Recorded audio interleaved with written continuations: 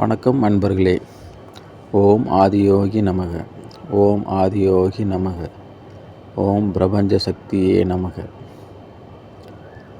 அன்பர்களே, நாம் இன்றைய தினம் ஒரு முக்கியமான தகவலை பார்க்க இருக்கிறோம். நாம் வாழும் வாழ்க்கையானது இரு வேறுபட்ட நிலைகளை கொண்டது. இரு வேறுபட்ட நிலை என்பது ஒன்று அக உலகமாகவும் ஒன்று புற உலகமாகவும் இருக்கிறது. பெரும்பாலும் நாம் புற உலகத்திலேயே வாழ்ந்து கொண்டிருக்கிறோம். அக உலகத்தில் அவ்வப்போது நாம் சென்று வந்து கொண்டிருக்கிறோம். ஆனால் இரண்டு உலகத்திற்கும் நாம் மாறி மாறி சென்று வந்து கொண்டிருக்கிறோம் என்பது நிதர்சனமான உண்மை. இரவிலே நாம் தூங்கும்போது நம்மளுடைய புற உலகத்தை முழுமையாக நாம் மறந்து விடுகிறோம். புற உலக இயக்கங்கள் எதுவுமே நம்மிடம் இயங்காது. அக உலகத்திற்கு செல்வோம். அகத்தின் உள்ளே நாம் கண்ணுக்கு தெரியாத பிரபஞ்ச சக்தியோடும் பிரபஞ்ச ஆற்றலோடும் ஆதியோகியோடும் நாம் இணைந்து கலப்பதற்குண்டான பாதையில் பயணம் மேற்கொள்கிறோம். நாம் தெரிந்து செய்கிறோமோ தெரியாமல் செய்கிறோமோ, ஆனால் ஒன்றை மட்டும் நீங்கள் உணர்ந்து கொள்ளலாம். நாம் தூங்கும்போது நம்முடைய புற உலகமும் புற சிந்தனைகள், புற பார்வை, புற இயக்கங்கள் அனைத்தும் நிராகரிக்கப்பட்டு முழுமையாக சமநிலை அடைகிறது. சமநிலை அடையும் போது அகக்கண் பார்வையிலே அகத்தினுள்ளே நாம் பிரபஞ்சத்தோடு இணைந்து கலக்கிறோம். அதையே நாம் தூங்கி எழுந்தவுடன் புற உலக வாழ்க்கைக்கும் புற உலக இயக்கத்திற்கும் நாம் இயங்க ஆரம்பித்து விடுகிறோம். நாம் எப்பொழுது தூங்கி விழிக்கிறோமோ, நாம் கண்மொழிக்கிறோமோ, கண்மொழித்ததிலிருந்து திரும்ப இரவு கண் உறங்கும் வரை நாம் எப்போதெல்லாம் உறக்கத்தை தவிர்த்து புற உலகத்தில் இயங்குகிறோமோ, அத்தகைய புற உலக வாழ்க்கையிலே நாம் முழுமையாக ஈடுபடுத்தி கொண்டிருக்கிறோம். இந்த புற உலக வாழ்க்கை என்பது நாம் கண்களால் பார்ப்பது, வாயால் சுவைப்பது, காதால் கேட்பது, உணர்வுகளால் உணர்வது, ஐம்புலன்களின் வழியாக நாம் உணரக்கூடிய அனைத்தும் புற உலக வாழ்க்கையில் நாம் கண்களை கொண்டு நாம் பார்க்கிறோம் அல்லவா? இந்த கண்களை கொண்டு பார்க்கின்ற அனைத்துமே நிலை இல்லாதது என்பதை உணர்த்துவதற்குத்தான் நாம் கண்களை மூடி அகத்தினுள்ளே அக வாழ்க்கையும் நமக்கு ஒவ்வொரு நாளும் சந்திக்கிறோம்.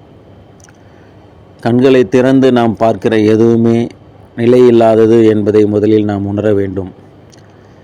கண்களுக்கு புறத்தில் இருப்பது அனைத்தும் புறப்பார்வையால் நாம் பெறுவது. இவை அனைத்தும் புறப்பார்வை, புற உலகம், புற வாழ்க்கை என்றே நாம் எடுத்துக்கொள்ள வேண்டும். அதையே கண்களை மூடி அகத்தினுள்ளே அகக்கண் பார்வையை கொண்டு அக வாழ்க்கையும் அகத்தினுள்ளே நாம் தேடி செல்லும்போது அக வாழ்க்கையை நாம் வாழ முடியும். ஆனால் ஒன்றை உறுதியாக நீங்கள் உணர்ந்து கொள்ள வேண்டும் அன்பர்களே. இந்த இரண்டு பாதையும் வெவ்வேறான பாதைவை, ஒன்றிலிருந்து ஒன்று முழுமையாக வேறுபட்டவை.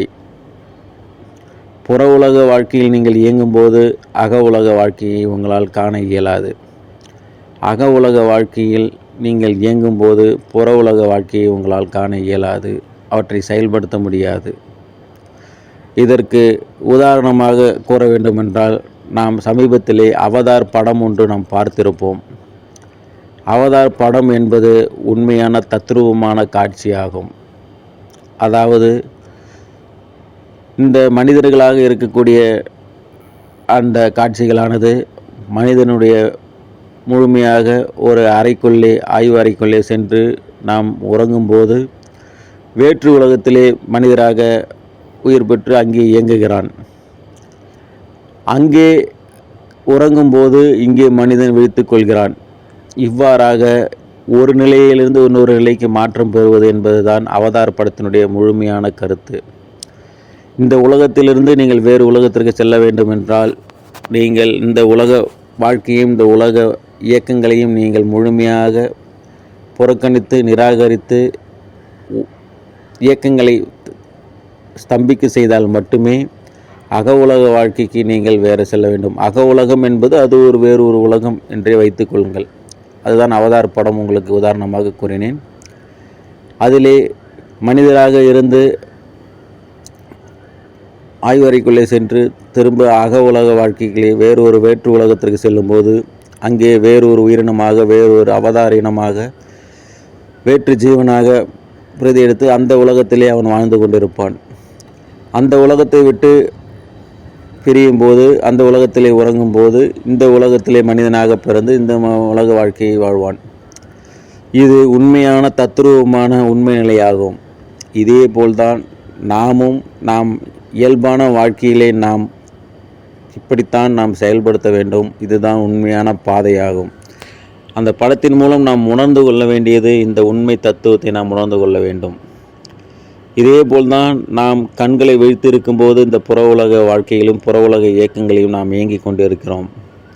இத்தகைய புற உலக வாழ்க்கையும் புற உலக இயக்கங்களிலும் ஆசை, பாசம், அன்பு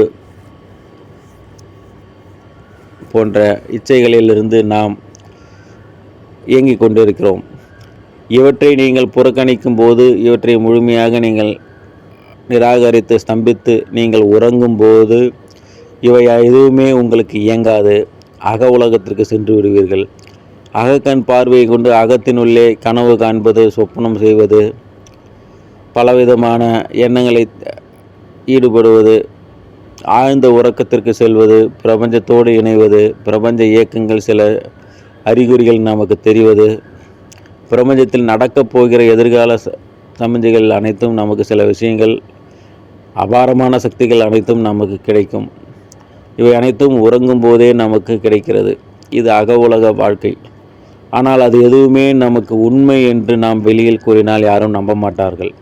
ஏனென்றால் எல்லோருக்கும் அக உலக வாழ்க்கையை காண்பது அவர்களுக்கு மட்டுமே தெரியும். புற உலகத்திலே நீங்கள் அடையாளமிட்டு ஒன்றை நீங்கள் அடையாளம் காட்டலாம். இது இன்ன பொருள், இது இங்கே இருக்கிறது, இது இந்த பொருள் இப்படி இருக்கிறது என்று நீங்கள் பார்த்தா அடையாளம் காட்ட முடியும் புற உலக வாழ்க்கையிலே.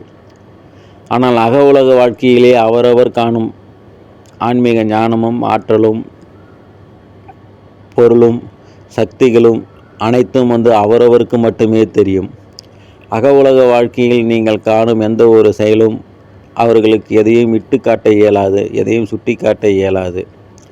ஏனென்றால் அக உலக வாழ்க்கைக்கான பார்வையும் ஞானமும் அறிவும் வேறு விதமாக இருக்கும். புற உலக வாழ்க்கைக்கான பார்வையும் ஞானமும் அறிவும் வேறு விதமாக இருக்கும். இந்த ஐம்புலன்களையும் புற உலகத்திலே நாம் பயன்படுத்தும் போது புற உலக பார்வையை நாம் தெரிந்து கொள்கிறோம்.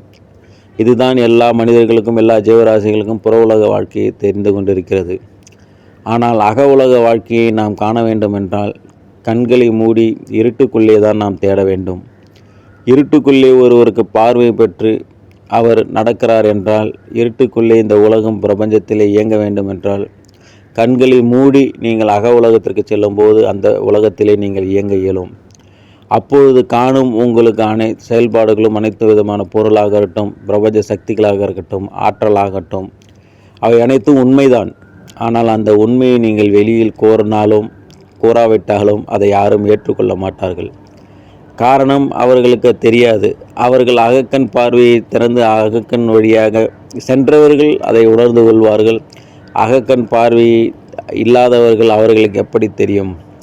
பார்வையற்றவர்களுக்கு எவ்வாறு புற உலகத்திலும் இயங்க இயலாதோ, புற உலகத்திலும் எதுவும் தெரியாதோ, அதேபோல் அகக்கண் பார்வையற்றவர்களுக்கு அகத்தினுள்ளே அக வாழ்க்கையிலே பிரபஞ்சத்தின் சக்திகளையும் ஆற்றலையும் நாம் தெளிவுபடுத்தினாலும் தெளிவுபடுத்த இயலாது என்பதை இதன் மூலம் நீங்கள் தெளிவாக உணர்ந்து கொள்ளலாம் அன்பர்களே. ஆகவே நாம் வாழும் வாழ்க்கையானது ஒன்று புற உலக வாழ்க்கையே அல்லது அக உலக வாழ்க்கையா, இரண்டில் ஒன்று நீங்கள் தெளிவாக தேர்ந்தெடுக்க வேண்டும். புற உலக வாழ்க்கையை நீங்கள் தேர்ந்தெடுக்கும் போது அக உலக வாழ்க்கைக்கு முழுமையாக நீங்கள் செல்ல இயலாது. அக உலக வாழ்க்கையை நீங்கள் முழுமையாக தேர்ந்தெடுக்கும் போது புற உலக வாழ்க்கையை நீங்கள் நிராகரிக்க வேண்டும், முழுமையாக செல்ல இயங்காது. இந்த உண்மை நிலையை புரிந்து கொண்டு நீங்கள் எந்த பாதையை தேர்ந்தெடுக்க வேண்டும் என்பதை நீங்கள் முடிவு செய்யுங்கள். அந்த முடிவிலே தீர்க்கமாக இருங்கள். அந்த தீர்க்கமான முடிவிலே உறுதியாக இருந்து முழு நம்பிக்கையுடனும் நீங்கள் இயங்க வேண்டும் என்பதை இந்த நேரத்திலே நான் உங்களுக்கு உறுதியாக கூறுகிறேன். ஏனென்றால் இரண்டும் வெவ்வேறு பாதையானது. வெவ்வேறு பாதையில் நாம் ஒரே பயணமாக மேற்கொள்ள இயலாது என்பதை நீங்கள் உண்மையை புரிந்து கொள்ள வேண்டும். அக உலக வாழ்க்கையை பயணம் மேற்கொள்ள வேண்டும் என்றால் அவற்றுக்காக நீங்கள் புற உலக வாழ்க்கையை முழுமையாக தியாகம் செய்துதான் ஆக வேண்டும், புறக்கணித்துதான் ஆக வேண்டும். புற உலக வாழ்க்கையை நீங்கள் முழுமையாக இழக்கும் போதுதான் அக உலக வாழ்க்கைகளை நீங்கள் பயணம் மேற்கொள்ள முடியும். அதேபோல் நீங்கள் அக உலக வாழ்க்கையை நீங்கள் அவ்வப்போது சில விதமான கருத்துக்களை நாம் உறங்கும்போது பெற்று அவற்றை கொண்டே நாம் புற உலக வாழ்க்கையை வாழ்கிறோம். புற உலக வாழ்க்கையில் வாழும் மனிதர்கள் எல்லோரும் பிறந்தார்கள், வாழ்ந்தார்கள், மடிந்தார்கள் என்றே காலப்போக்கில் கரைந்து விடுவார்கள். எல்லா ஜீவராசிகளும் எவ்வாறு பிறக்கிறது, வளர்கிறது, மடிகிறது என்று இருக்கிறதோ அதுபோல் நாமும் வளர்ந்தோம், பிறந்தோம், மடிந்தோம் என்று காலத்தை கடந்து சென்று விடுவோம். அவற்றில் விருப்பம் கொண்டு இயங்குபவர்கள் இயங்குகிறார்கள், தவறில்லை. இதுதான் மனித இயல்பானது. ஆனால் அக உலக வாழ்க்கையை நாம் மேற்கொள்ள வேண்டுமென்றால் மட்டுமே நாம் தீர்க்கமான முடிவும் தீர்மானமும் எடுக்க வேண்டும். புற உலக வாழ்க்கையை எல்லோரும் வாழ்கிறார்கள். எல்லோரும் அவரவர் விருப்பப்படி கிடைத்த வரையில் அவரவர் சுகத்தை அனுபவித்து கொண்டு வாழ்க்கையை வாழ்கிறார்கள். அக உலக வாழ்க்கையை நாம் வாழ்வதற்கு மட்டுமே நாம் தீர்க்கமான முடிவு எடுக்க வேண்டும். நாம் ஒரு உறுதி ஏற்க வேண்டும். எனவே அக உலக வாழ்க்கையை நீங்கள் வாழ வேண்டும்.